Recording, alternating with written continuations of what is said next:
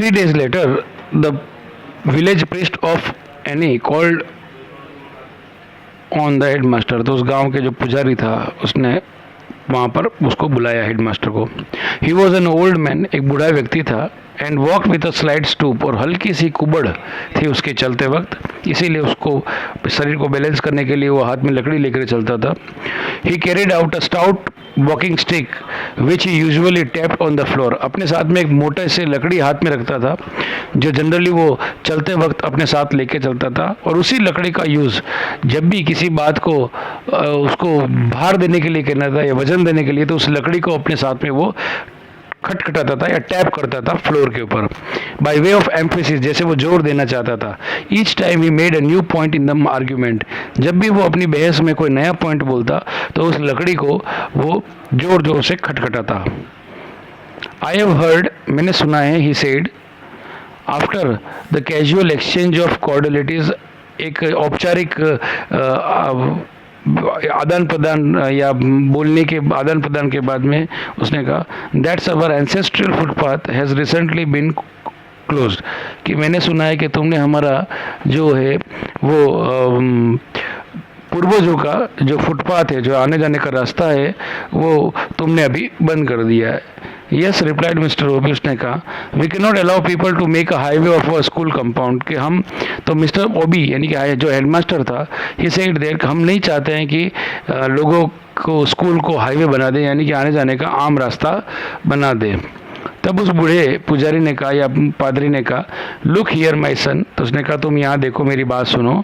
Said the priest bringing down his walking stick, अपनी चलने की लकड़ी को वो उसके सामने चिन्हित करके अब नीचे ला करके कहता है, this path was here before you were born, ये रास्ता यहाँ पे तब से था जब तुम पैदा हुए. And before your father was born, और तुम्हारे पिताजी पैदा हुए उससे भी पहले का रास्ता ही है.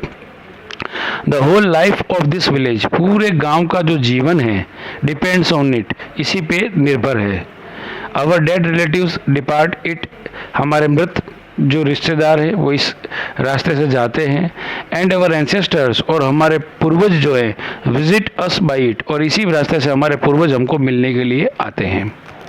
बट मोस्ट इम्पोर्टेंट, लेकिन सबसे महत्वपूर्ण जो बात है, is that the path of children coming in to be born, को जो नए बच्चे जन्म लेते हैं वो इसी रास्ते से आते हैं.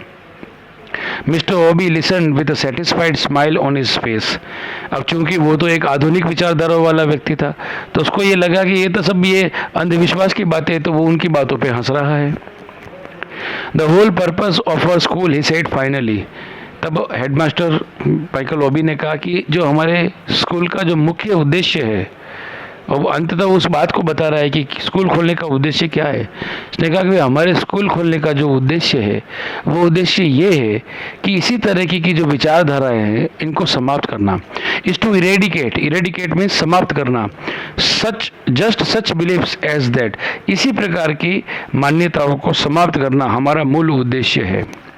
Dead man do not require footpath, कि मृत व्यक्तियों को आने जाने के लिए रास्ते की आवश्यकता नहीं है. The whole idea is just fantastic, पूरा जो ये विचार जो आपने बताया ये बड़ा अद्भुत है.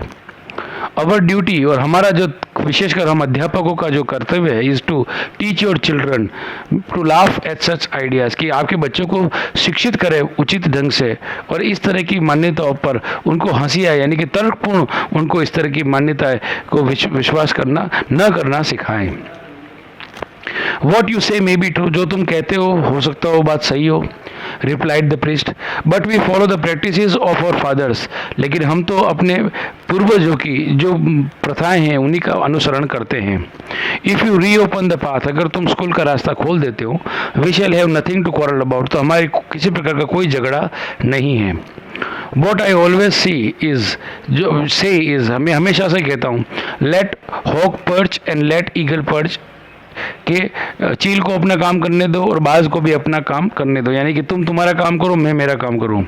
ही रोज टू गो, और वो कह करके उठने जाने के लिए उठ खड़ा हुआ. I am sorry said the young headmaster, तो उसने ओबी ने कहा कि युवा प्रधानाचार्य ने कहा कि मुझे माफ़ कर देना. But the school compound can not be thoroughfare, तो उसने कहा कि स्कूल का प्रांगण तो आने जाने का रास्ता नहीं बनेगा. It is against our regulations, ये हमारे नियमों के विरुद्ध है। I would suggest you construct another path, मैं एक सुझाव दूंगा कि तुम एक नया रास्ता बना दो। गोइंग अराउंड अवर प्रीमाइसेस, जो हमारे विद्यालय के घूम करके जाएगा। We can even get our boys to help in building it, हमें अपने स्कूल के बच्चों को मदद करवा दूंगा तुम्हारी उसको बनाने में।